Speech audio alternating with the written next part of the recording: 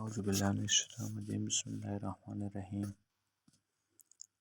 دل کی جنگ اور وہ لمحہ جو انسان کو بدل دیتا ہے، انتہائی جذبات، طویل اور روح کو چھونے والا احساس۔ صبح کا آغاز مگر دل میں خوف کی دھڑکنیں۔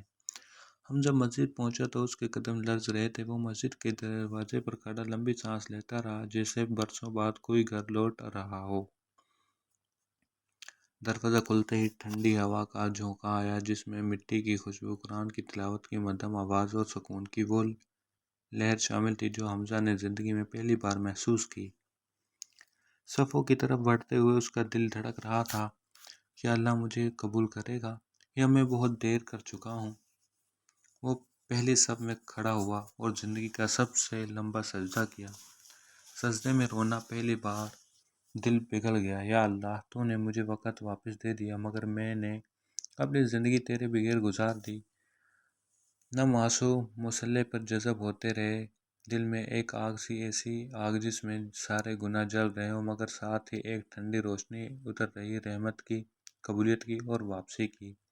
امام نے نماز ختم کی اور حمزہ وہیں بیٹھا رہا۔ لگتا تھا جیسے اس کا دل آہستہ آہستہ زندہ ہونے لگا ہو۔ گھر واپسی، ماں کا انتظار۔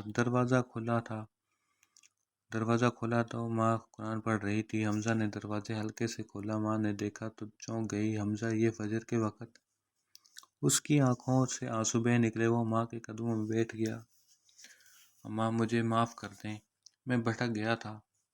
ماں نے کانپتی انگلیوں سے اس کے سر پر ہاتھ رکھا۔ بیٹا، میں نے تو ہر رات تیرے لیے دعا کی تھی، اللہ کبھی مایوس نہیں کرتا۔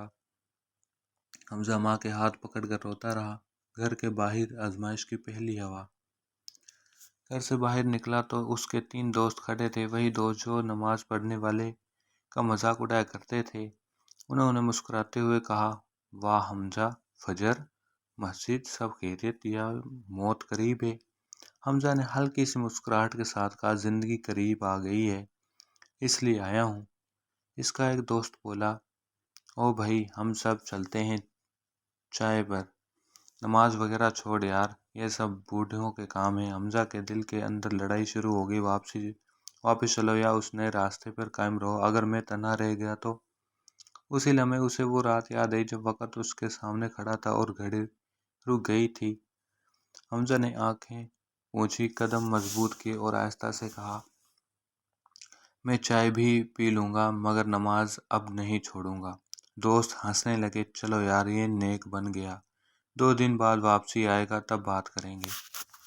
انہوں نے مذاق اڑایا، تنزیہ تالیاں بجیں اور چلے گئے۔ حمزہ کی آنکھوں میں پھر آنسو آئے۔ یا اللہ، کیا یہ راستہ اتنا مشکل ہے؟ ہوا سے ایک سرگوشی آئی، ایمان کا راستہ ہمیشہ مشکل ہوتا ہے مگر انجام ہمیشہ روشنی ہوتا ہے۔ نئی صبح، نیا امتحان۔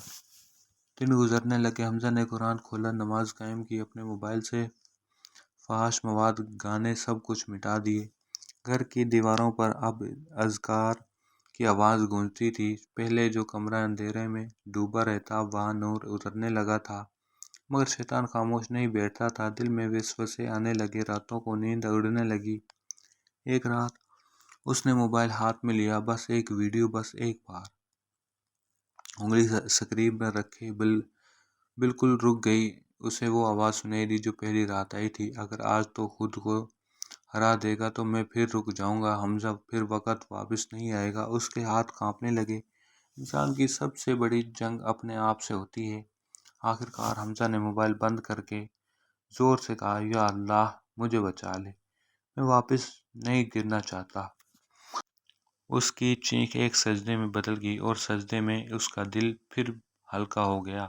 سبق نمبر 1، سجدہ وہ دروازہ ہے جہاں ٹوٹے لوگ دوبارہ بن جاتے ہیں۔ 2، توبہ کرنا آسان ہے مگر توبہ پر قائم رہنا اصل جنگ ہے۔ نمبر 3، لوگ مذاق اڑاتے ہیں مگر اللہ دل کی بدلی نیت کو عزت دیتا ہے۔ نمبر 4، شیطان سب سے زیادہ اس وقت حملہ کرتا ہے جب انسان ہدایت کی طرف بڑھتا ہے۔ نمبر 5، اللہ کبھی بندے کا ہاتھ نہیں چھوڑتا، بس بندہ ہمت نہ ہارے۔